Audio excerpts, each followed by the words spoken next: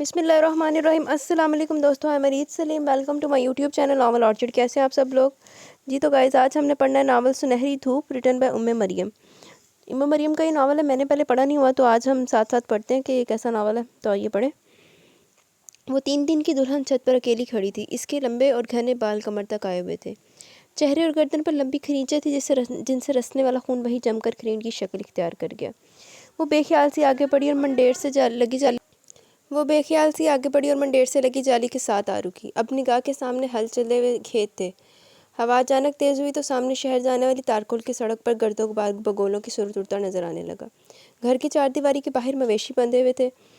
हल चले खेत में एक आदमी बगल में कपड़े की पोटली दबाए बीज बो रहा था, जबकि सफ़ेद लिबास में मलबूस एक कदावर शख्स मंडेर पर खड़ा हाथ उठाकर बीज बोलते आदमी पर बात कर रहा था।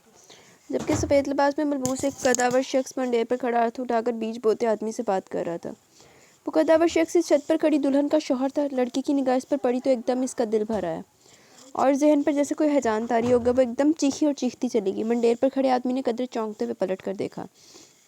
कुछ देर छत पर खड़ी रोती लड़की को घूरा, फिर तेज तेज चलता हवेली की जानिब आने लगा और हवेली में दाखिल होकर दौड़ता हुआ लम्हों में वो आदमी छत पर इसके रूबरू था। अभी क्या तकलीफ है तुम्हें? हाँ बोलो। इसने करीब आते इसका बाजू कोहनी से पकड़कर जोरदार झटका दिया। वजह से होश में आई और आंसू से जलथल आंखों से तकने लगी। क्यों पागल हो रही हो? कैसा लहजा था, कड़ा, बेजार और संगीन। हालांकि कभी यही लहजा शहर टपकाता था। ज़्यादा पुरानी बात भी नहीं थी। नीचे चलो, अब अगर मुझे छत पर नजर आई तो टांगे तोड़ कर रख दूंगा। जारहाना अंदाज में उसे धक्का देकर सीढ़ियों की जानिब लाते वो तल्खी से बोला। इसके चेहरे पर कोई नरमी मुलायमत नहीं थी। उसामा, मेरी बात का यकीन करें, आपसे मेरी पहली शादी और मैं बाइस्मत हूँ। आपको इसके फौलादी हाथ के सन्नाटेदार थप्पड़ ने इसकी बात मुकम्मल नहीं होने दी।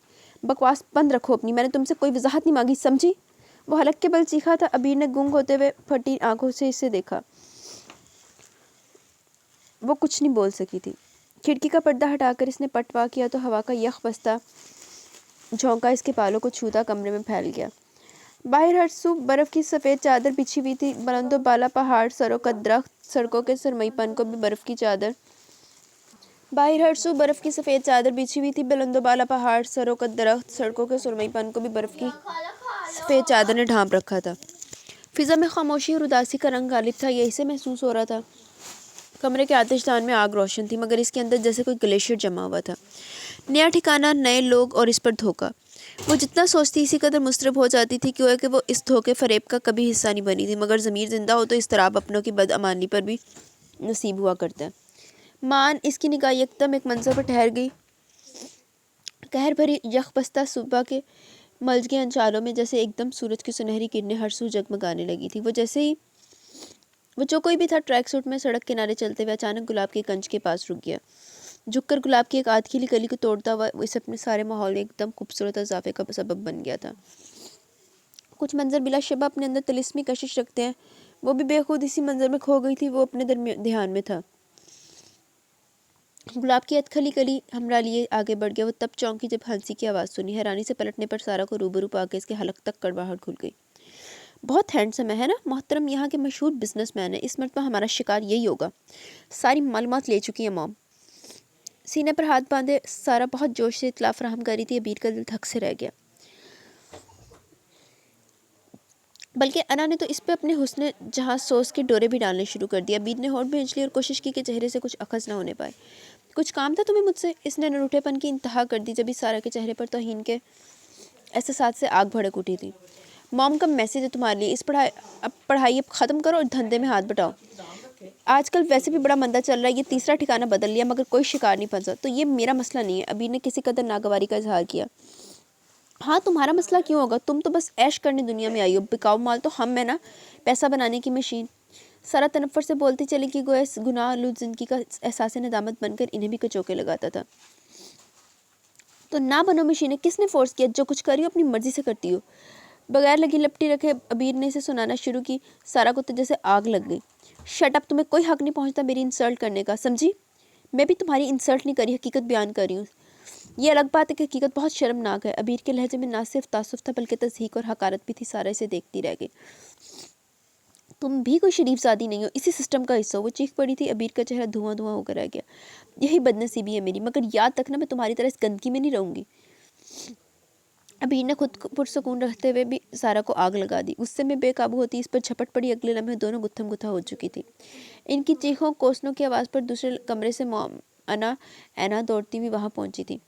इन्हें एक दूसरे को नोचने खसोटते और गालियां देते देखकर मॉम को सही मानों में धचका लगा। इन्होंने ऐना और अना के साथ मिलकर मुश्किल दोनों को एक दूसरे से छुड़ाया। मॉम अना और ऐना को इसे वहां से ले जाने का कहकर इशारा करके अबीर को घूरने लगी, जिसके बाल खुलकर बिखर चुके थे, चेहरा सुर्ख और आंखों में आंसू थे। ये सब क्या है अबीर? इनका लहजा बेहद सुलगनी संगीनी लिए हुए था। अबीर ने महज इन्हें घूरने पर इक्तफा किया और बिखरे वालों को समेटकर बैंड में जकड़ने लगी। मॉम को इसकी इस हरकत में सरासर अपनी तौहीन महसूस हुई। ये लड़की शुरू से अपने अंदाज़-ओ-तवार के बाइस इन्हें खौफ करती रही थी। जब भी इन्होंने इसके लिए अपने मखसूस तरीक़ाकार को बदला था, वो बहुत ज़ीरक और जहाँ दीदा थी। अबीर जैसी सरकश घोड़ी को इन्होंने चाबक से नहीं, प्यार की थपकी से काबू किया था, मगर फिर भी इसके तेवर तीखे और अंदाज नखूत से भरा हुआ रहता था। वो इनमें से किसी से भी घुली मिली नहीं थी। इसने हमेशा अपनी अलग दुनिया बसाई थी। वो पढ़ना चाहती थी, मॉम ने पाबंदी नहीं लगाई, मगर आए दिन बदलने वाले ठिकानों की वजह से इन्होंने बड़ी मुश्किल से सही मगर इसकी ज़िद के आगे हार कर ही हॉस्टल में छोड़ा था। वो इन्हें हॉस्टल में नहीं आने देती थी। वो अपने हल्का बाप में इन्हें मलवाने से क्यों गुरेजा थी? वो जानती थी इसका बस चलता तो शायद वो छुट्टियों में भी कभी इनके पास ना आती। क्या पूछा तुमसे बीर? अब की मरतबा इन्होंने इसे डांटा था। बेहतर होगा आप सारा से पूछ लें। गर्दन पर पड़ने वाली सारा के नाखूनों की खराशों को दुपट्टे से सहलाते हुए इसने तल्खी से जवाब दिया। मैं तुम्हारी जुबान से सुनना चाहती हूँ। इन्होंने बरहमी से जवाब दिया तो अबीर ने होंठ भींच लिए, जबकि वो हवस मुंतजिर निगाहों से इसे तक रही थी। अबीर को नाचार जुबान खोलना पड़ी। इसके मुख्तसर तरीन जवाब पर इन्होंने पुरसोच अंदाज में हंकारा भरा। तुम्हें इतना गुस्सा किस बात को सुनकर आया? पढ़ाई छोड़ने पर या धंधे में हाथ बटाने पर? सवाल ऐसा था कि अबीर की गुलाबी रंगत कुछ और भी दहक कर अंगारा होने लगी। मॉम, आप जानती हैं मुझे आपका ये तरीकाकार पसंद नहीं है। वो किस कदर बेबसी से बोली तो इन्होंने महज सर को इस बात में जंबिश दी। फिर ये कि मैं आपके साथ शामिल नहीं होना चाहती, इसे मेरी जिद समझें या फिर इल्तिजा। अब की बार इसका लहजा मजीद मजबूत और दो टोक था। इसके चेहरे पर ठहरी मॉम की पुरसोच निगाहों में तफक्कर भी उतर आया। इसके बावजूद कि माशर तुम्हें तुम्हारी या इस पाकी समेत कबूल नहीं करेगा। तुम पर इस खुराने की औरत का लेबल लग चुका है अबीर। ना करे, मगर मैं मजबूरी में भी गुनाह का रास्ता इख्तियार नहीं करूंगी। वो फिर इसी कतियत से कह गई। फिर क्या करोगे? खुदकुशी? अब के इनके लहजे में सिर्फ झंझलाहट नहीं थी, तंज भी था। मॉम, बेहतर होगा आप मुझे मेरे हाल पर छोड़ दें। मैं कुछ ना कुछ कर लूँगी, खुदा बेहतर रास्ता निकालेगा। मॉम कुछ देर से तकती रही, फिर खामोशी से उठकर चली गई। मॉम लुबना फरीदा बेगम वालिदैन की ढेर औलाद में इनका आखिरी नंबर था, और ऐसे बच्चे या तो बहुत ज़्यादा तवज्जो के मुस्तहिक होते हैं या फिर मोहब्बत और तवज्जो में भी इनका नंबर आखिर में ही आता है। इनके साथ दूसरा मामला हुआ। जूते, कपड़े, यहाँ तक कि किताबें तक इन्हें हमेशा बड़े भाई बहनों की इस्तेमाल शुदा ही मिली थी। महदूद आमदनी में इतने बड़े कुंबे की कफालत और बेशुमार खराजात, कोई एक भी तो ऐसी ख्वाहिश नहीं थी जो दिल ने की और वो पूरी भी हो गई हो। ये मोहब्बत, तवज्जो में कभी और ख्वाहिशात की बेमायगी और तशनगी इनके अंदर किसी पागी सोचें और ख्यालात जन्म दे चुकी हैं। वालिदैन को अंदाज़ा ही ना हो सका और वो ब्याह कर अगले घर सुधार गई, जो वालिदैन के घर से मुख्तलिफ हालात में हरगिज़ नहीं था। वहाँ भी ज़िंदगी का ढब वैसा ही था जिससे छुटकारे की वो हमेशा मुतमनी रही थी, मगर छुटकारा ही नहीं था तो इन्होंने हालात को खुद अपने बलबूते पर बदलने की ठान ली। बगावत तब्दीली का सबसे मौसर हथियार साबित हुआ करती है। खूबसूरती पास थी, नाजो अदा से आरास्ता हुस्न सज समर कर मैदान में उतरा तो कददानों की कमी न हुई। दुनिया में ऐसे मर्दों की कमी नहीं जिन्हें औरत इशारा करे तो कदमों में लूटने और शराफत के जामे से बाहर आने में देर नहीं लगाते। ऐसे लोगों को अपना वक्त रंगीन करना होता है और इनकी मुट्ठी और जेब गर्म हो जाती है। ये मर्द खानदान में भी होते हैं, अजीज़ों अकारब में भी मिलते हैं और गली मोहल्ले में भी पाए जाते हैं, जो वक्त और हालात के मुताबिक सहूलत से मतलब निकालना खूब जानते हैं।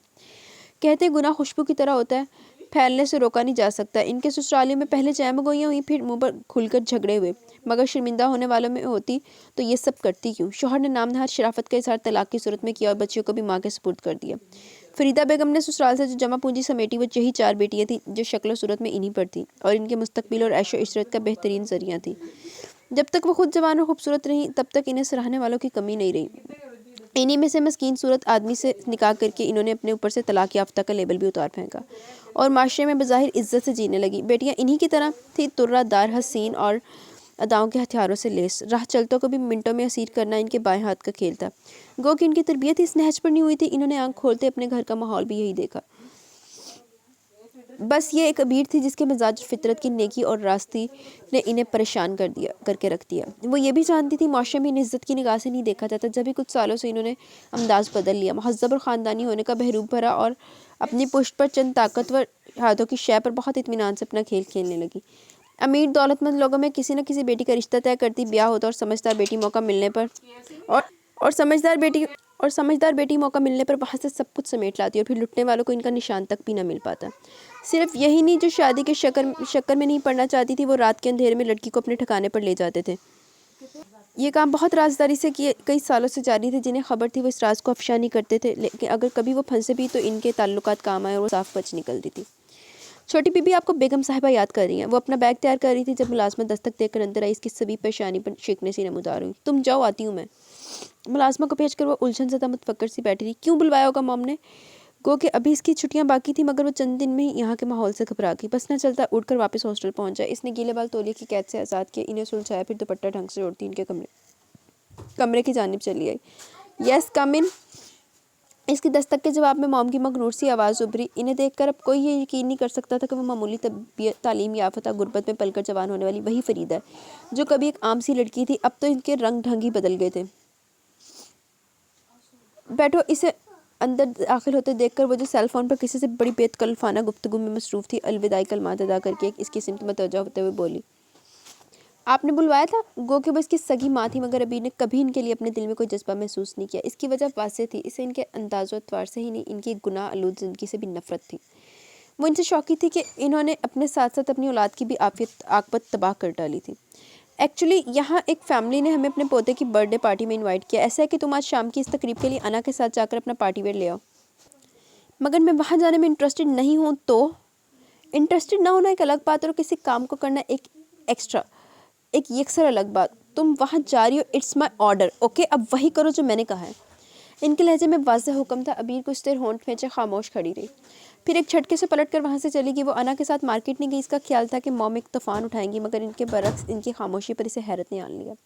یہ حیرت اس وقت اضطراب اور شدید تعصب میں ڈھل گئی جب شام میں موم نے اس کا ڈریس لا کر اس کے پاس رکھ دیا۔ تمہارے پاس صرف آدھا گھنٹہ ہے عبیر، اور سنو، آج سے تمہاری پڑھائی کا سلسلہ بھی ختم۔ تم ہمارے ساتھ کام میں شامل ہو رہی ہو۔ سارا کی بات غلط نہیں ہے، میں نے تم سے امتیازی سلوک کر کے تمہیں زیادہ سر چڑھا لیا، بس بہت ہو چکے یہ لاڈ وغیرہ۔ مگر میں ایسا ہرگز نہیں کروں گی، یہ بات آپ بھی سن لیں۔ اس نے تیش میں آتے ہوئے کپڑے اٹھا کر پھینک دیے۔ موم نے جواباً اسے سرد نظروں سے کچھ دیر ہونٹ کھینچ کر دیکھا، پھر جب وہ بولی تو ان کا لہجہ سخت تھا۔ ایس پی دلبر چٹھا کو جانتی ہو، جو پچھلے ہفتے اینا کی برتھ ڈے پارٹی پر یہاں آیا تھا؟ تمہیں ایک نظر دیکھ کر تم پر مر مٹا، مگر میں نے اس کو انکار کر دیا۔ تو وجہ یہی تھی کہ میں تمہیں ہرٹ کرنا نہیں چاہتی تھی، نہ ہی ایک دم سے اس راستے پر ڈال دینا۔ میں نے تمہارے لیے صاف ستھرا راستہ چنا ہے، یاد رکھو۔ اگر تم نے اب بھی اکڑ دکھانے کی کوشش کی تو میں آج رات ہی چٹھا کو یہاں بلوا لوں گی۔ ایک رات کے وہ مجھے کم از کم بھی 50,000 ہنس کے دے سکتا ہے، مگر میں یہ سودا صرف ایک رات کا نہیں کروں گی۔ ان کے لہجے کی سنگینی نے عبیر کے حواس سلب کر دیے اور چہرہ بالکل فک کر ڈالا۔ نگاہ کے سامنے 60-65 سالہ دلبر چٹھا گھوم گیا، جس کی آنکھوں میں وحشت و خباثت تھی۔ عبیر سے چند منٹ اس کا سامنا محال ہوا۔ بغاوت، سرکشی، تنفر کے جذبات خوف کی چادر میں جا چھپے۔ اس کی جگہ لاچاری اور بے بسی نے لے لی۔ وہ لڑکھڑاتے قدموں سے پلٹی تو موم کا لاوا ڈریس اس کے ہاتھ میں تھا اور آنکھوں میں بے تحاشا نمی۔ بہت زبردست ارینجمنٹ تھی۔ گھاسوں، پیڑ پودوں کو سفید روشنی نے بہت دل فریب و خوبصورت تاثر عطا کیا تھا۔ دلکش خوشبوئیں ماحول کا حصہ بنی ہوئی تھی۔ ایک سائڈ پر کھانے کی ٹیبلز ترتیب سے لگی ہوئی تھی۔ وسیع رقبے پر پھیلا لان اور سفید سنگ مرمر کی شان سے سر اٹھائے خوبصورت رہائش گاہ اپنے مکینوں کے اعلیٰ ذوق کی کماز تھی۔ لان کے سبزہ زار پر ہی تقریب کا انعقاد تھا، جو بہت اعلیٰ پیمانے پر کیا گیا۔ رنگ و بو کا ایک سیلاب گویا وہاں امڑ آیا تھا۔ وہ ایسی تقریبات کی مشتاق تھی نہ آدھی۔ جب ہی اس نے اپنے لیے وہ کونا منتخب کیا جو قدرے الگ تھلگ تھا، لاتعداد برقی کمکوں کی روشنی وہاں تک آتے آتے اتنی مانت پڑ جاتی کہ بہت کچھ واضح دکھائی بھی نہ دیتا۔ اس نے ماحول سے فرار کی خاطر ہی سر اٹھا کر آسمان کو اداس اور مزمل نظروں سے دیکھا، گویا اللہ سے اپنی ماں کے سلوک کی شکایت کر رہی ہو۔ آسمان پر بادل چھائے ہوئے تھے۔ جب ہی تیر کی تیرگی محسوس ہوئی، اس نے سر پھر سے جھکا لیا۔ اینا، سارا اور انا ماحول میں پوری طرح سے رچی بسی ہوئی تھی۔ یقیناً ان کا وہاں پہلے سے تعارف تھا۔ جب بھی بے تکلفی سے گھوم پھر رہی تھی، ایسا نہ بھی ہوتا وہ تب بھی خود کو اجاگر کرنے اور اہمیت پانے کے تمام صلاحیتوں سے مالا مال تھی۔ او اچھا، تو آپ مسز باجوہ کی صاحبزادی ہیں؟ ماشاء اللہ، ماشاء اللہ، جیسا سنا تھا اس سے بڑھ کر پایا۔ وہ جو کوئی بھی تھا انا سے ہم کلام تھا۔ جواباً وہ اتفاق رانہ انداز میں ہنسی تو گویا فضا میں گھنٹیاں سی بج اٹھی۔ ابیر نے چونک کر دیکھا اور کچھ پل کو منجمد ہوگی۔ وہ وہی نوجوان تھا جسے اس نے کھڑکی سے باہر سڑک پر گلابوں کے کنج کے پاس چھو کے دیکھا تھا اور جس کے متعلق سارا نے اپنے ارادے بتلا کر اسے حواس باختہ کر دیا تھا۔ وہ آج اس روز سے بھی زیادہ شاندار اور وجیح لگ رہا تھا۔ کیسے آپ اسامہ ملک صاحب؟ وہ مسکرا کر گویا بھی۔ لوگ کہتے ہیں ہینڈسم ہوں، ڈیشنگ ہوں، آپ کیا کہتی ہیں؟ اور انا جواب میں آہستگی سے ہنسی۔ ایک بار پھر سماعتوں میں گھنٹیوں کی آواز گونجی۔ اس نے اپنی جگہ پر پہلو بدلا۔ آگے پیش آنے والی صورتحال اس سے بھی ابھی سے بے چین کری تھی اور وہی ہوا۔ آج آپ کو ایک خاص ہستی سے ملانا تھا، مائی ینگر سسٹر ابیر کمال حسن۔ انا اس کے ہمراہ ابیر کے پاس چلی گئی۔ ابیر کے چہرے پر گھبراہٹ کا بڑا فطری غلبہ چھایا تھا، جس میں بے بسی کے ساتھ کنفیوژن بھی واضح تھی۔ ان سب رنگوں نے مل کر ہی اس کی معصومیت بھری خوبصورتی کو انوکھا اور دل نشیں سا نکھار بخش دیا۔ اسامہ ملک نے نیم تاریکی میں مومی شمع کی مانند جگمگاتی اس وحشت زدہ ہرنی کی طرح نظر آتی لڑکی کو بے حد دلچسپی سے دیکھا۔ ابیر، یہ اسامہ ملک ہے، ملک صاحب کے چھوٹے صاحبزادے، بزنس ٹائکون ہے جناب۔ انا اٹھلا کر تعارف کا مرحلہ نبھا رہی تھی۔ ابیر اس خصوصی تعارف کے پیچھے چھپے پروگرام کی آلودگی و پیچیدگی کے ساتھ مکروہ ارادوں کو جانتی تھی۔ جب نہ نگاہ اٹھائی نہ سر، اور یوں ہی ہونٹ کچلتی رہی، اور اسامہ ملک کی آنکھوں میں اس کی گریزاں اور کنفیوز لڑکی کے لیے دلچسپی پسندیدگی کا انداز بڑھتا جا رہا تھا۔ آپ انا کی ریئل سسٹر ہیں؟ اسامہ ملک کی نگاہیں اس کی اٹھتی گرتی لامبی پلکوں پر جم گئی۔ انا سے اسامہ کے پاس چھوڑ کر خود کسی بہانے سے وہاں سے سرک گئی اور اب ابیر کی گویا جان پر بن آئی۔ ان نگاہوں کی وارفتگی نے اس کے اوسان خطا کر دیے۔ اس کے لیے دیے انداز و جواب کے باوجود اسامہ ملک اس سے گفتگو میں مصروف رہا۔ پھر اس کے بعد بھی وہ جتنا کترائی، جتنا بچی، اسامہ ملک کی نگاہوں نے اسے ہر جگہ کھوجا تھا۔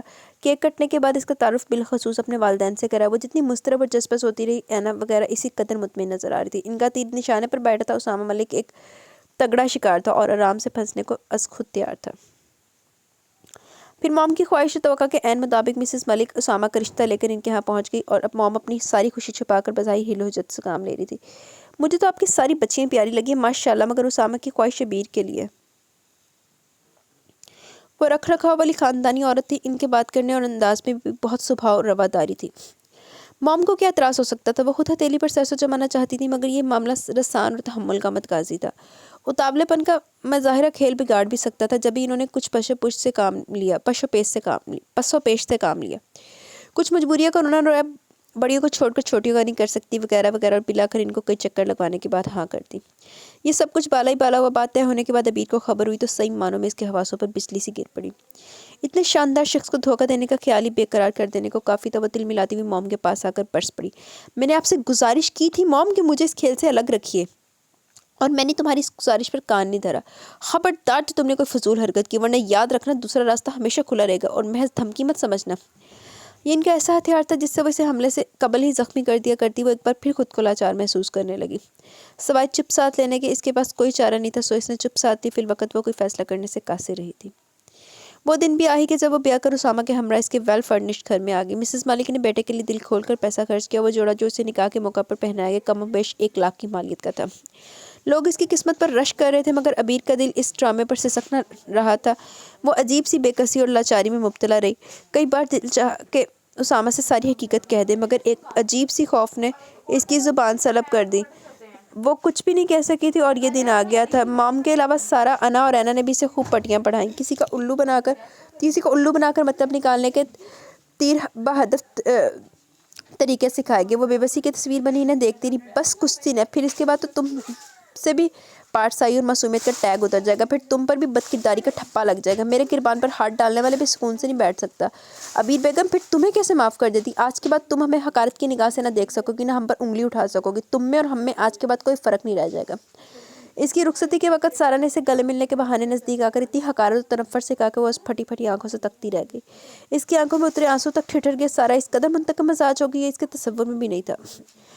حسن افسردہ ہوتا اس کی کشش اور بھی بڑھ جاتی۔ آپ مجھے بہت الگ اور خاص لگی جب ہی ماما کے سامنے میں نے آپ کا نام رکھا تھا۔ وہ اپنی سوچوں میں اس قدر دور تک چلی گئی کہ اسامہ کب کمرے میں آئے اسے خبر ہی نہ ہو سکی۔ جب ہی وہ بہت بری طرح سے ہڑبڑا گئی۔ اس کی گھبراہٹ کو محسوس کر کے اسامہ مسکرایا، پھر اس کا حنائی ہاتھ اپنے مضبوط ہاتھ میں لے کر آہستگی سے دبایا۔ بہت خاموش بلکہ اداس ہے کہ آپ کو مجھ سے تعلق استوار ہونے کی خوشی نہیں؟ اس نے گھبرا کر پلکیں اٹھائی تھی۔ وہ اسے ہی دیکھ رہا تھا، انداز میں بے تحاشا شرارت بھری ہوئی تھی، گویا مقصد اس کی توجہ حاصل کرنا تھا کسی بھی طریقے سے، اور اس میں کامیابی حاصل کر کے فاتحانہ انداز میں مسکرا رہا تھا۔ انداز میں بے تحاشا شرارت بھری بھی، گویا مقصد اس کی توجہ حاصل کرنا تھا کسی بھی طریقے سے، اور وہ اس میں کامیابی حاصل کر کے فاتحانہ انداز میں مسکرا رہا تھا۔ ابیر پوری طرح سے چھینپی تھی، پلکیں شرمگی انداز میں لرز کر جھک گئی. وقتی طور پر صحیح، مگر وہ اس اضطرابی کیفیت سے نکل آئی جس کا شکار تھی. بہت خوبصورت لگ رہی ہو. بھاری بھرکم لہجے میں کی گئی تعریف پر ابیر کا دل اپنی دھڑکنیں الٹ پلٹ کرنے لگا. رونمائی کا گفٹ چڑاؤ کنکن پہناتے اسامہ نے بہت ملائمت سے اسے بازو میں بھر لیا. اس ایک رات کا میں نے بہت شدت سے انتظار کیا تھا ابیر. تم جانتی ہو جب سے تمہیں دیکھا تھا میں نے صحیح معنوں میں میری نیندیں اڑ گئی تھی. اسامہ کا لہجہ جذبات کی شدتوں سے چور تھا اور دھیما ہوتا بلاخر سرگوشی میں ڈھل گیا. ابیر کی آنکھیں جانے کس جذبے کے تحت بھر آئیں. بھلا وہ اتنی عزت افزائی محبت کے لائق کہاں تھی؟ کیوں رو رہی ہو؟ اسامہ نے اس کی آنکھوں کی نمی کو محسوس کر کے بے چینی سے سوال کیا. ابیر نے نگاہ بھر کے اسے دیکھا. سیاہ شیروانی میں وہ ہمیشہ سے کہیں بڑھ کر شاندار اور خوبرو نظر آ رہا تھا. وہ آنسوؤں کی وجہ پوچھ رہا تھا اور وجہ بتلانے لائق نہیں تھی. اس نے ہونٹوں کو باہم بھینچ لی اور رات دھیرے دھیرے بھیگتی چلی گئی. اگلے دن اسامہ نے اس کا تعارف عبدالعلی اور زارا سے کروایا جو اس کے بڑے بھائی کی اولاد تھے. بڑے بھائی شیراز مالک اور ان کی وائف کا روڈ ایکسیڈنٹ میں 2 سال قبل وفات ہو گئی. تب اسامہ نے دونوں بچوں کو اپنی سرپرستی میں لے لیا. میں چاہتا ہوں ابیر تم ان بچوں کو ماں کا کردار ادا کرو. ان سے ویسے ہی محبت کرو جیسے کوئی ماں اپنی اولاد سے کرتی ہے. کرو گی نا؟ اور ابیر نے پوری آمادگی کے ساتھ سر اس بات میں ہلا دیا. اس ایک رات میں ہی وہ فیصلہ کر چکی تھی کہ وہ اسامہ کو دھوکہ نہیں دے گی. چاہے موم اسے کتنا ہی اکسائیں. وہ اسامہ کو خود مناسب الفاظ میں اپنی صفائی پیش کر سکتی تھی. وہ اس سے درخواست کر سکتی تھی کہ وہ اسے ان غلط لوگوں سے بچا لے. صبح نماز کے بعد دعا میں بھی اس نے رب کریم سے یہی التجا کی. اسے پورا یقین تھا کہ خدا اس کی فریاد کو رد نہیں کرے گا. اپنے راستوں پر چلنے والوں کو وہ خود مددگار ہو جایا کرتا ہے. بلا شبہ رسم کے مطابق اسامہ سے موم کی طرف ملوانے کو لایا تو اس کے انداز میں واضح بے دلی تھی. موم نے اس سے نگاہوں میں کچھ سوال کیے مگر وہ نظریں چرا کے اور موم اتنی جذبس ہوئی کہ اپنی جگہ پر پہلو بدل کر رہ گئی. جبھی انہوں نے بہانے سے وہاں سے ہٹا دیا تھا. ابیر بیٹا دیکھنا ذرا اینا نے ابھی تک چائے کیوں نہیں تیار کروائی. وہ جانتی تھی بات بنتی نہ دیکھ کر انہوں نے اسے سمجھدار اور عیار بیٹیوں کے نرغے میں دیا ہے جو لازمی اس سے اصل باتیں بتوائیں. جب بھی وہ کس قدر ڈسٹرب ہوئی اسامہ کے سامنے انکار کی پوزیشن میں بھی نہیں تھی. اس لیے اٹھ کر باہر تو آ گئی مگر اینا کے پاس جانے کا اس کا قطعی ارادہ نہیں تھا. مگر وہ سب تو جیسے اس کی طاق میں تھی. اسے باہر آتے ہی دبوچ کر گویا سوالات کی بوچھاڑ کر ڈالی. کیا کچھ ہاتھ آ گیا؟ تم نے اس کی جائیداد اور بینک بیلنس وغیرہ کی معلومات لی ہے؟ اسامہ نے رونمائی میں کیا دیا وہ ساتھ لے آنا تھا. ظاہر ہے قیمتی چیز ہوگی. زیور بھی کسی بہانے سے اٹھا لاتی. اسی طرح تو کرنا ہوتا ہے. کیا پتہ تم کتنی دیر وہاں ہو. وہ اللہ تعلق بنی ہونٹ پہ سے سلگتی آنکھیں جھکائے کھڑی تھی. گویا تہیہ کر لیا تھا کہ ان کی کسی بات کا جواب نہیں دینا. جب اس سارا کو جیسے آگ لگ گئی. تم ہمارے ساتھ ہاتھ نہیں کر سکتی. یاد رکھو تم ہر لحاظ سے ہمارے رحم و کرم پر ہو. تمہاری حیثیت بہرحال کسی کٹ پتلی سے زیادہ نہیں ہے جس کی ڈور ہمارے ہاتھ میں ہے. پارسائی کا ڈرامہ رچانے کی ضرورت نہیں. بس جتنی جلدی ہو سکے اپنا مقصد حاصل کرو. ہم ذرا انتظار نہیں کر سکتے. اور سنو کوشش کرنا اس اسامہ سے دور رہنے کی. ایسا نہ ہو کہ وہاں سے لوٹو تو اس کے بچے کی زندگی تمہارے قدموں میں پڑ چکی ہو. ابارشن وغیرہ کے جدید طریقے کے باوجود فکر کا ناس ہو جایا کرتا ہے. تم سمجھ رہی ہو نا میں کیا کہہ رہی ہوں؟ سارا نے غصے میں سے گھورتے ہوئے ٹوکا دیا. وہ پتھر کی مورتی کی طرح بے تاثر نظروں سے دیکھے گی. موم چاہ کر کہہ رہی ہیں. کچھ دیر بعد وہ بولی تو اس کا لہجہ اس کے چہرے کی طرح سپورٹ تھا. یعنی یوں جیسے ان کی کسی بات کو سرے سے سنا ہی نہ ہو. اپنی بات مکمل کر کے بھی ان کی تلملاہٹ دیکھنے کو رکی نہیں. پلٹ کر کچن سے نکلی تو اسامہ کو دروازے کے باہر موجود پا کر اسے لگا کسی نے یکلخت زمین اس کے قدموں تلے سے کھینچ لی ہو. کون ہو تم؟ میں صرف سچ سننا چاہوں گی. یاد رکھنا اگر تم نے غلط بیانی کی تو میں تمہیں زندہ زمین میں بھی گاڑ سکتا ہوں. اس کا چہرہ اسامہ کے سخت ہاتھوں کی بے رحم گرفت میں تھا. وہ لہجہ اتنا شفاف اور سنگین تھا جبکہ چہرے کے تنے و عضلات اس کے قہر و غضب کے گواہ تھے. ابیر کی تو اسی وقت روح قبض ہو گئی گویا جب اس نے کچن کے باہر اسامہ کو موجود پایا. وہ بے قصور ہوتے ہوئے بھی اس کے عتاب کا نشانہ بننے کو رہ گئی تھی. وہ اسے واپس لے آیا تو بیڈ روم میں آنے تک پتہ نہیں کیسے خود پر ضبط کے کڑے پہرے بٹھائے رکھے تھے. اس کے باوجود وہ کوئی وحشی جنونی انسان تھا جو ابیر کے منہ سے آہوں اور کراہوں کی صورت نکلتے سچ پر آپے سے باہر ہوتا اسے تشدد کا نشانہ بناتا رہا. ابیر کے دل و دماغ پر مجرمانہ بوجھ دھرا تھا. جب اس نے کچھ چھپائے بغیر سب کچھ اس کے سامنے کھول کر رکھ دیا مگر جب اس نے اپنی صفائی پیش کرنی چاہی تبھی وہ ببھر اٹھا. تو یہ پلان تھا تمہارا جس کے تحت تم نے مجھ سے شادی کی بد کردار عورت. اس کا ہاتھ اٹھا تھا تو پھر رکنے میں نہیں آ رہا تھا. ابیر پٹتے ہوئے بھی اپنی بے گناہی کا یقین دلانے کی کوشش کرتی تھی. جبھی وہ کچھ اور غضبناک ہوا. تم نے دھوکہ دیا مجھے اسامہ ملک کو. How dare you. وہ تیسے توہین سے پاگل ہو رہا تھا. نہیں میں نے تو آپ سے شادی بھی نہیں کرنا چاہتی تھی. بکواس بند کرو فحشہ عورت. تم اگر ان کے پلان میں شامل ہوتی تو اس طرح سج دھج کر مجھے الجھانے کیوں آتی. اور میں کتنا احمق تھا. کتنی آسانی سے تمہارے جال میں پھنس گیا. وہ دانت بھینچ کر گرایا. ابیر اس کی وحشت کے آگے سراسیمہ ہونے لگی. وہ کتنی دیر جیسے خود ہی ہونٹ بھینچ کر اور ٹہل کر اپنا غصہ ضبط کرتا رہا اور پھر پلٹ کر باہر نکل گیا. ابیر وہیں بیٹھ کر سسکنے لگی. اس کے ہونٹ کے زیریں کنارے سے خون جاری ہو گیا. گردن پر گہری خراشی تھی جو اسامہ کے تشدد کا نتیجہ تھی.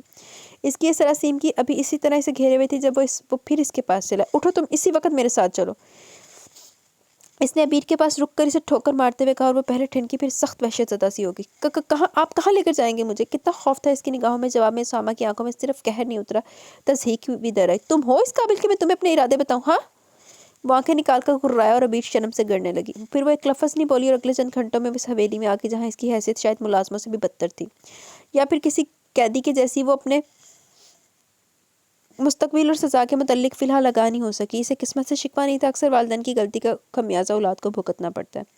یہ تمہارے کرتوتوں کی بہت معمولی سزا ہے. میں چاہتا تو تمہیں پولیس کے حوالے بھی کر سکتا تھا، مگر میں بے غیرت نہیں ہوں. جیسے بھی سے، مگر تم میری بیوی بن چکی ہو. اس بھول میں مت رہنا کہ میں تمہیں طلاق دوں گا تاکہ تم پھر سے گلچھڑے اڑانے لگو. یہ ہے وہ جگہ جہاں تمہیں اپنی زندگی کے باقی ماندہ دن گزارنے ہیں. وہ اسے حویلی کے جس کمرے میں لے کر آیا تھا، اس میں زندگی کی ہر سہولت تھی، مگر دنیا کی باہر سے دنیا سے رابطے کو ایک کھڑکی تک نہیں تھی. دوسرے لفظوں میں اسے زندان میں ڈال دیا گیا. جو کچھ تم نے کیا، اس کے بعد اگر میں تمہیں قتل بھی کر دیتا ہوں تو یہ تمہاری گناہ آلود زندگی پر آسان ہوتا، مگر میں تمہارے گندے خون سے اپنے ہاتھ نہیں رنگنا چاہتا تھا. کتنی حقارت تھی اس کی ان آنکھوں میں جس میں ابیر نے کبھی اپنی محبت کے سنہرے رنگ اترتے دیکھے تھے. اس نے آنسوں سے چمکتی آنکھوں کو جھکا لیا. اس موقع پر کچھ کہہ کر وہ اس کے غصے کو ہوا نہیں دینا چاہتی تھی. پھر اسے چھوڑ کر خود واپس چلا گیا. ابیر کے لیے زندگی جتنی بھی تنگ ہوئی، مگر ضمیر پر کوئی بوجھ نہیں تھا. وہ مطمئن تھی خدا کے ہاں اس کی دعائیں مستجاب ٹھہری اور اسے گناہ آلودہ راستوں سے بچا لیا گیا. دلہن کہاں ہے؟ اسامہ بھی آفس سے واپس آ کر بیٹھا تھا جب مسز ملک نے اس کے پاس آ کر حیرانی سے پوچھا.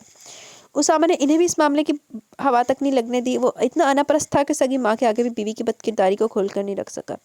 صبح کا احساس اسے ہر وقت کا چوکے لگایا کرتا. یہ خیال کہ اسے اتنی آسانی سے ٹریپ کر لیا گیا تھا اسے اکثر جنون سے دوچار کرنے لگتا. ابیر کو گاؤں والی حویلی میں چھوڑنے کے بعد اس نے اپنا اثر و رسوخ استعمال کرتے ہوئے ابیر کی ماں اور بہنوں کو حوالات میں بند کرا دیا تھا. اس کا ارادہ ان کے خلاف تمام ثبوت اکٹھے کر کے سخت سزا دلوانے کا تھا، مگر بزنس کے سلسلے میں اسے کچھ دنوں ملک سے باہر جانا پڑا تھا.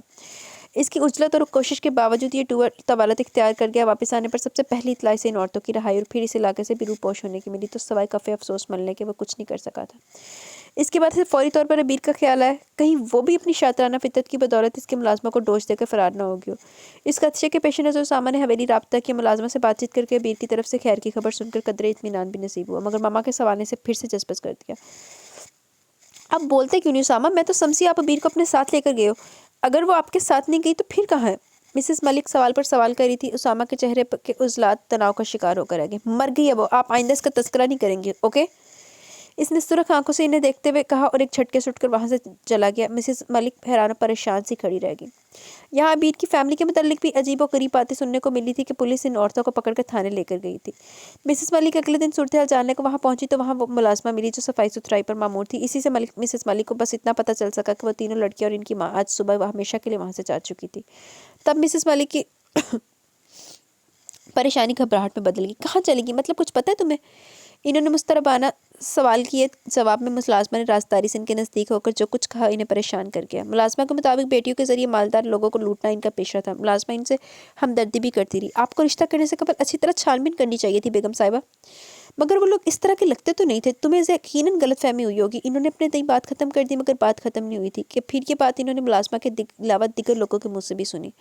معزز بیگمات باقاعدہ ان سے افسوس کرنے آئی اور ناکردہ گناہوں کی ایک طویل فہرست ابیر کے خاندان سے منسوب ہوتی چلی گئی. مسز ملک اپنے طور پر یہ فیصلہ کر چکی تھی کہ ابیر کو اسامہ سے طلاق دلوا کر فارغ کرنے کا. اس نے نماز کے بعد دعا کو ہاتھ بلند کیے تو پلکوں پر آنسو جگنو بن کر چمکنے لگے. یہ جو کچھ ہوا تھا وہ اس پر شاکی نہیں تھی، مگر کبھی کبھی دل بھرانے سے لگتا تھا یہاں کرنے کو اس کے پاس کچھ نہیں تھا اور فراگر اسے پاگل بنانے کو کافی تھی. تب اس نے اپنی وحشت سے گھبرا کر رب سے لو لگا لی. اللہ جو دلوں کے بھید سے آگاہ ہے، وہ تو اس صورت بھی اپنے بندے کا منتظر رہتا ہے. اگر وہ گناہ گار ہو وہ تو پھر بے قصور تھی. اللہ کی یاد اسے دل کو سکون دینا چاہا تو جیسے ہر غم سے آزاد ہو کہ پہلے جو ہر وقت دل کو دھڑکا لگا رہتا کہ اسامہ کے کسی بھی انتہائی فیصلے کا اب اس سے بھی چھٹکارا مل گیا. دروازہ کھلنے کی آواز پر اس کے سکون میں فرق نہیں آیا. ملازمہ جس کے ذمہ اس کا کھانا پہنچانا تھا وہ اس کے دروازے کی چابی کی بھی مالک تھی. جس نے سکون سے دعا مانگی پھر منہ پر ہاتھ پھیر کر اٹھتے ہوئے جائے نماز طے کرنے لگی. سلیقے سے اوڑے دوپٹے کے ساتھ اس نے جیسے رخ پھیرا انواڑی پلک کے بیگ سے ٹیک لگائے اپنی ہی سمت متوجہ اسامہ کو روبرو پا کے وہ اپنی جگہ جیسے ساکن کھڑی رہ گئی. اسامہ نظریں اسی پر جمائے اٹھ کر اس کے نزدیک آ گئے. ابیر کی صرف نظریں نہیں چھکی، دل بھی دھڑک اٹھا. بہت اچھا کریو خدا سے معافی مانگ کر اپنے گناہ بخشواریو، مگر یاد رکھنا میں کبھی تمہیں معاف نہیں کروں گا. سگریٹ ہونٹوں سے نکال کر جوتے تلے مسلتے ہوئے اس نے سرد آواز میں جتلایا. ابیر نے جواب میں چپ سادے رکھی تو اسامہ کو اس کا سکوت زہر آلود کرنے لگا. کیا ثابت کرنا چاہتی ہو تم کہ میری باتوں سے تمہیں کوئی فرق نہیں پڑتا؟ اسامہ نے گراتے ہوئے ایک دم اس کی گردن دبوچ لی۔ ابیر اس کی گرفت میں زور سے پھٹ پڑائی۔ مجھے معاف کر دے اسامہ، میں بکواس بند رکھو سمجھی؟ اس نے نفرت زدہ انداز میں سے جھٹک دیا۔ وہ صوفے پر جا کر گری، سر صوفے کی ہتھی سے جا لگا۔ زمین آسمان جیسے اس کی نظروں میں گھوم گئے تھے، مگر آزمائش ختم نہیں ہوئی۔ ساجدہ بتا رہی تھی کہ تم پریگننٹ ہو، بتایا کیوں نہیں تم نے مجھے؟ وہ کڑے تیوروں سے اسے گھور رہا تھا۔ ابیر کے اوسان ختم ہونے لگے۔ وہ کہہ نہیں سکی اس نے ایسا کوئی اختیار دیا تھا اسے نہ سہولت کے، مگر زبان تو سے گم تھی، خوف سے، مجبوریوں سے۔ مجھے یہ بچہ نہیں چاہیے، سنیے تم جہنم واصل کرو اس گناہ کی پیداوار کو۔ جی؟ ابیر کی آنکھیں حیرت و خوف سے پھٹ سی گئی۔ اسامہ کے تاثرات مزید خوفناکی سمیٹ لائے۔ ایسا کیا دیکھ رہی ہوں؟ مجھے جیسے بہت بڑا کارنامہ انجام دیا۔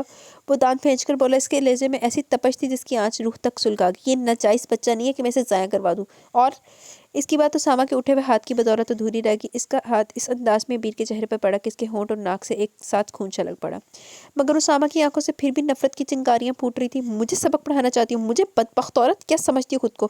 مجھے کیا پتا مجھ تک آنے سے قبل تم کتنے مردوں کے دل بہلانے کا کام کر چکی تھی۔ یہ کس کا گناہ ہے جسے تم میرے سر تھوپنا چاہتی ہو؟ تم جیسی بدکماش عورت کے سب ہتھ کنڈوں سے بخوبی آگاہ ہوں میں۔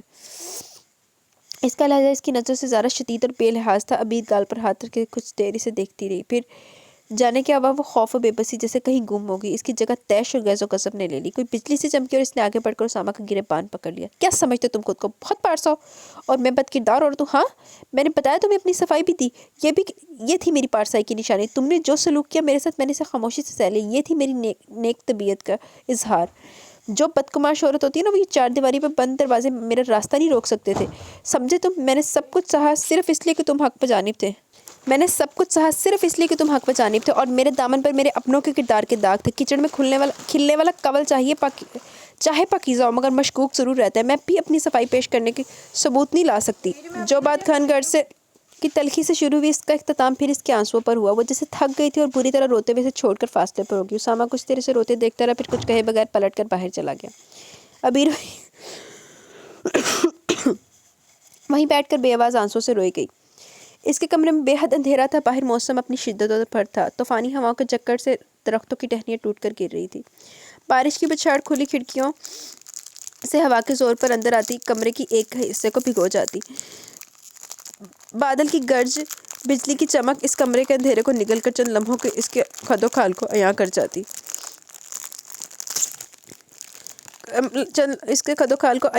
وہ بیڈ پر بالکل ساکن لیٹا ہوا تھا، مگر اس کے وجود کے اندر باہر موسم جیسی بے چینی، اضطراب اور وحشت تھی۔ سماعتوں میں بار بار روتی سسکتی آواز کی بازگشت تھی۔ جو سزا تم نے مجھے سنائی میں نے بلا حیل و حجت قبول کر لی۔ یہ تھی میری پارسائی کی نشانی۔ تم نے جو سلوک میرے ساتھ کیا اسے میں نے خاموشی سے سہ لی۔ یہ تھی میری نیک طبیعت کا، نیک طینت کا اظہار۔ جو بدکماش عورت ہوتی ہے وہ چار دیواری بند دروازے میرا راستہ نہیں روک سکتے تھے۔ اسامہ نے اپنی جگہ اضطراب کی کیفیت میں پہلو بدلا اور چہرے کا رخ پھیر کر کھڑکی کے باہر دیکھا۔ اس کا ذہن بہکا تھا اور وہ منظر روشن ہونے لگا جب اس نے پہلی بار اس لڑکی کو دیکھا، ہر انداز میں گریز، چاہے وہ جھکتی پلکیں ہوں یا پھر اس کے سامنے اور توجہ پر کنفیوژن میں ہونٹوں کو دانتوں سے کچلنا۔ شادی کی رات بھی اس کی حیا میں اس کا گھبراہٹ زدہ انداز میں اتنا فطری تاثر تھا کہ وہ از خود اس کی پارسائی و پاک دامنی کے گواہ بن گئے۔ کیا وہ سچ کہہ رہی تھی؟ مگر کیسے؟ اتنی بری اور غلط عورتوں کے درمیان وہ خود کیسے انچھوئی رہ سکتی ہیں؟ اس نے خود سے سوال کیا اور بے کل بے چین سا ہو کر ٹہلنے لگا۔ سگریٹ کی کش لیتے دھواں بکھیرتے وہ صرف اسے سوچتا رہا۔ اس میں شک نہیں تھا کہ وہ اسے محبت کرنے لگا تھا۔ یہی محبت اسے دل میں گنجائش رکھنے اور درگزر سے کام لینے پر اکسا رہی تھی، مگر اس کی میل ایگو کو یہ ہرگز گوارا نہیں تھا کہ اس کی بیوی کا کردار داغدار ہو، چاہے محبت سے ہی، مگر اپنی شریک حیات کو اس کی بد کرداری کے ساتھ قبول کرنے کا حوصلہ خود میں نہیں پاتا تھا۔ وہ اتنی مطمئن کیوں تھی؟ اسے تو اس قید خانے میں پاگل ہو جانا چاہیے تھا، مگر اس کے برعکس وہ ریلیکس نظر آتی تھی۔ کیا یہ بھی ڈرامہ ہے؟ محض مجھے مزید دھوکہ دینے کو؟ اس نے ایک نئی بات سوچی اور دماغ کی رگیں کھینچتی محسوس کرنے لگا۔ اگر تم غلط و قصوروار ہو تو میں تمہیں معاف نہیں کروں گا، یہ طے ہے، چاہے مجھے اپنے دل کو خود اپنے پیروں تلے کیوں نہ کچلنا پڑ جائے۔ اس نے سوچا اور جیسے حتمی فیصلہ کر کے کس قدر مطمئن ہوا تھا۔ ایک ہفتے بعد وہ پھر اس کے سامنے بیٹھا تھا۔ پچھلی بار اس کو روبرو پا کے ابیر کے چہرے پر پہلے حیرت اتری، پھر خوف۔ البتہ اسے وہاں نارمل انداز میں چلتے پھرتے سوتے اٹھتے دیکھ کر وہ جو چیز اس نے سب سے زیادہ شدت سے نوٹ کی وہ اس کا اطمینان، یعنی وہ اس ماحول سے، اس سزا سے پریشان تھی، نہ ہی وحشت زدہ۔ اس کے برعکس اس کے چہرے پر ایک ٹھہراؤ، ایک سکون تھا۔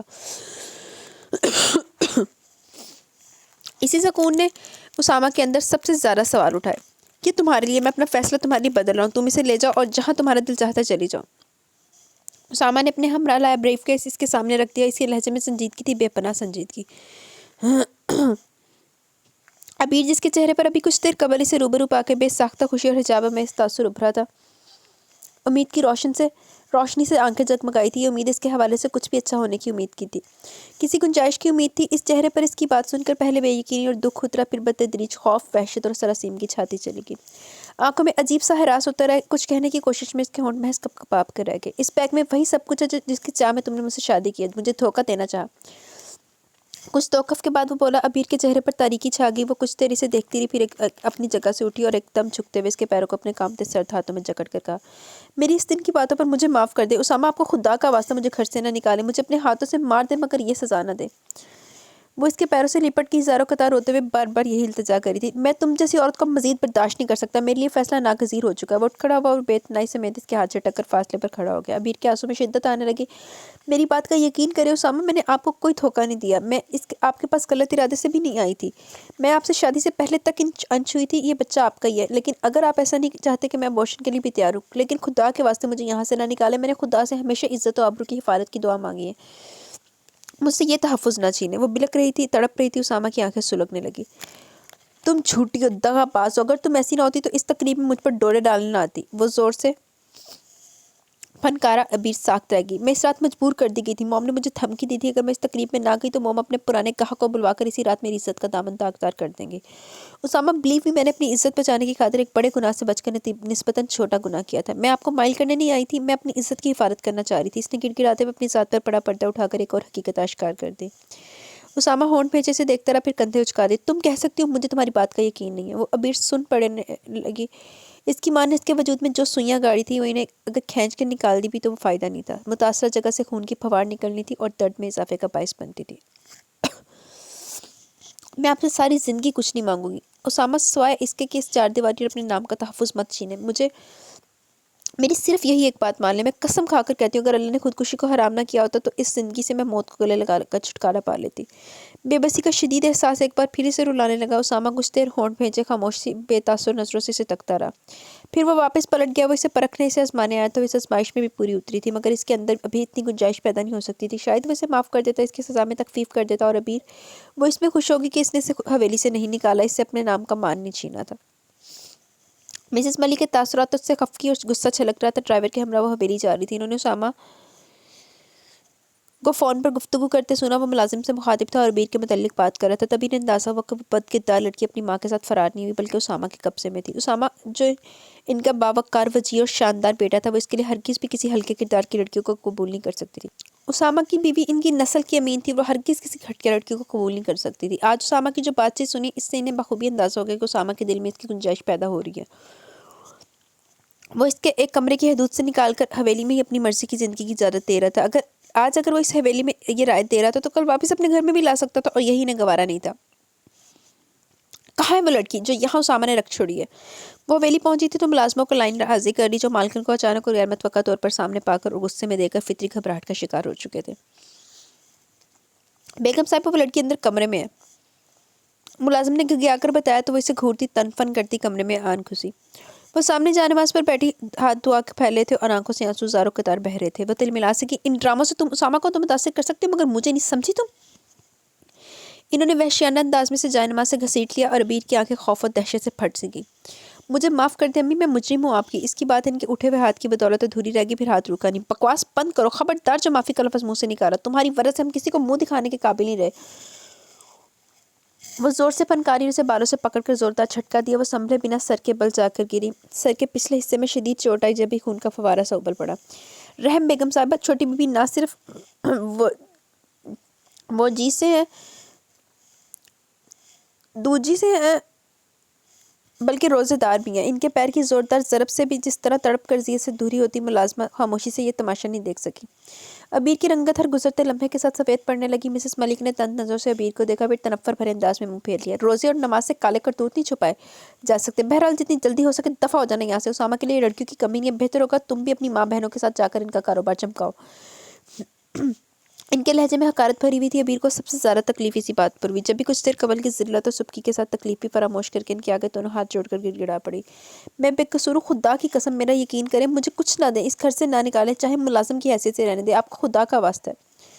زارو قطار وہ رو رہی تھی۔ مسز ملک نے پرسوچ اور جانسی نظروں سے اسے دیکھا، وہ سرتا پا کانپ رہی تھی اور رحم طلب نظروں سے انہیں دیکھتی رہی۔ انہوں نے ہونٹ پھینچ کر منہ پھیر لیا۔ سعدیہ، اسے میں یہاں رہنے کی اجازت دے رہی ہوں، مگر یہ یہاں ملازم کی حیثیت سے رہے گی۔ انہوں نے حکم سنا اور واپس پلٹ گئی۔ ان کے خیال میں یہ رحم دلی کی انتہا تھی۔ بہت پرتپش اور حوث زدہ شام تھی، افطار میں بھی خاصا وقت تھا۔ اس کے علاوہ وہاں اکثر ملازماؤں کے روزے تھے، وہ سحر و افطار میں خود سارا کھانا بنانے کا انتظام سنبھالا کرتی۔ یہ اس کا اچھا سلوک اور نرم رویہ ہی تھا کہ وہاں موجود سب ملازم اس کی عزت کرتے اور اسے ملازمہ کی مالکن کی حکم دلی کرتے وقت اپنے سے برتر یعنی مالکوں کی طرح توقیر کیا کرتے تو وہ شرمندہ ہونے لگتی۔ اس نے شربت بنانے کے بعد فریج میں رکھا اور خود پائپ لگا کر صحن میں چھڑکاؤ کرنے لگی۔ تبھی حویلی کے اندرونی دروازے سے اسامہ اندر آیا۔ پائپ ابیر کے ہاتھ سے چھوٹ کے ماں کے بعد بیٹے کے تیور پتہ نہیں کتنے برے ہوتے، خوف کی اس کی رنگت میں زرتیاں بھرنے لگا۔ السلام علیکم۔ اسامہ کے نزدیک آنے پر اس کے ہونٹ کپ کپائے، نظریں مجرموں کے انداز میں جھک کر قدموں پر جا ملی۔ وعلیکم السلام، کیسی ہو؟ سوال ہوا تھا اور وہ غیر یقینی سے اسے دیکھنے لگی۔ اتنا مشکل سوال پوچھ رہے کہ یوں خوفزدہ نظر آنے لگا۔ شوہر ہو تمہارا، سخت کسیلا ٹیچر نہیں۔ اس کا سر تھپک کر وہ خفیف سا مسکرایا۔ ابیر کا سختہ ٹوٹا مگر حیرت ہوس تھی۔ تم قابل بھروسہ نہیں ہو ابیر، مگر میں تمہیں موقع ضرور دینا چاہوں گا، پتہ نہیں کیوں، مگر میں تم سے دھوکہ کھانے کو بھی تیار ہوں۔ اس کا ہاتھ پکڑ کر وہ اندر لے آیا اور گہرا سانس بھر کے آہستگی سے کہہ رہا تھا۔ ابیر کی آنکھیں پانیوں سے بھر گئی اور اسے یقین نہیں آ سکا کہ اسامہ نے کہا جو ابھی اس نے سنا۔ ممی بہت خفا ہے مگر انہوں نے گنجائش نکالی ہے، میں چاہتا تو تمہیں یہاں سے نکال سکتا تھا طلاق دے کر، مگر میں ایسا نہیں کر رہا۔ معاف کرنا خدائی وصف ہے، خدا معاف کرنے والوں کو پسند کرتا ہے۔ میں نہیں جانتا میں اتنا اعلیٰ ظرف کیوں کر بن رہا ہوں اور میں اس اعلیٰ ظرفی پر قائم رہوں گا کہ نہیں، مگر تم دعا کرنا میں اس پر قائم رہ سکوں۔ وہ آسانی سے کہہ رہا تھا۔ ابیر کی آنکھیں چھلک پڑی، وہ کچھ کہنا چاہتی تھی مگر شدت جذبات سے کچھ بولا نہیں گیا۔ آنسو اس کے ہر جذبے کو مضر بن گئے۔ پیچھے پلٹ کر دیکھوں تو مجھے اپنی زندگی میں کوئی نیکی، کوئی ایسا کام نظر نہیں آتا جو میں نے خالصتاً خدا کے لیے کیا ہو۔ تم کہہ سکتی ہو یہ درگزر، یہ معافی میں نے خدا کی رضا حاصل کرنے کو کرتی ہے۔ وہ دلوں میں گنجائش نکالنے والا مجھے تمہارے معاملے میں اعلیٰ ظرفی پر قائم رکھے، تم دعا کرو گی نا؟ وہ سوال کر رہا تھا، اسی پل فضا میں مغرب کی اذان کی مقدس آواز گونجی۔ اس نے پوری مادگی کے ساتھ سر ہلا دیا۔ اسامہ اس کا ہاتھ پکڑ کر باہر لے آیا جہاں سب ملازمین جمع تھے اور روزہ افطار کر رہے تھے۔ اسامہ نے پلیٹ سے کھجور اٹھا کر خود اس کے منہ میں ڈالی۔ آج میرا روزہ نہیں ہے، میں گرمی میں روزہ نہیں رکھتا، مگر کل تم مجھے سحری کے لیے ضرور جگانا۔ وہ اسے تاکید کر رہا تھا۔ ابیر کے دل میں جیسے ڈھیروں سکون آتا رہا۔ اس کی ساری دعائیں مستجاب ہوئی تھیں، بلکہ خدا نے اسے اس کی اوقات سے بڑھ کر نواز دیا۔ عید بھی ابھی کچھ دن تھے مگر اسے ابھی سے عید سعید کی خوشخبری مل چکی تھی۔ گپ اندھیرا چھٹا تھا، سنہری دھوپ نے ہر سمت روشنی پھیلا ڈالی۔ جی تو گائز، یہاں پہ یہ چھوٹا سا ناول اپنے اختتام کو پہنچا۔ کیسا لگا آپ کو یہ ناول؟ ان مائی اوپینین مجھے اس کا اینڈ نہیں اچھا لگا یار۔ اگر وہ بے قصور تھی تو پھر اس کے ہسبینڈ کو پتہ چلنا چاہیے تھا کہ یہ بندی بے قصور ہے اور اس کو اتنا کچھ اس نے سفر کیا، تو اینڈ پہ اس کو کچھ حاصل تو ٹھیک ہے، اس نے اس کو معاف کر دیا، خود کو اعلیٰ ظرف ثابت کر دیا، لیکن وہ تو بے قصور تھی نا، تو رائٹر کو یہ چیز شو کرنی چاہیے تھی کہ یہ بندی بے قصور تھی۔ اور دوسری بات ہے، اس کی ماں بہنوں کا جو انجام بھی نہیں ہوا، کچھ بھی نہیں اس کے ساتھ ہوا، تو یہ چیز مجھے تھوڑی سی پسند نہیں ہے۔ باقی اوورآل ناول اچھا تھا۔ آپ کو کیسا لگا اپنی رائے کا ضرور اظہار کیجیے گا۔ انشاءاللہ کل ملیں گے نیو ناول کے ساتھ، بلکہ نیو ناول کے ساتھ نہیں، کل تو اس کی ایپیسوڈ آنی ہے افسون جان کی، تو کل ملیں گے انشاءاللہ، پوری کوشش ہوگی۔ تب تک کے لیے آپ اپنا بہت سارا خیال رکھیں، دعاؤں میں یاد رکھیں۔ کدھر گیا کھلو جا یار۔ اللہ حافظ۔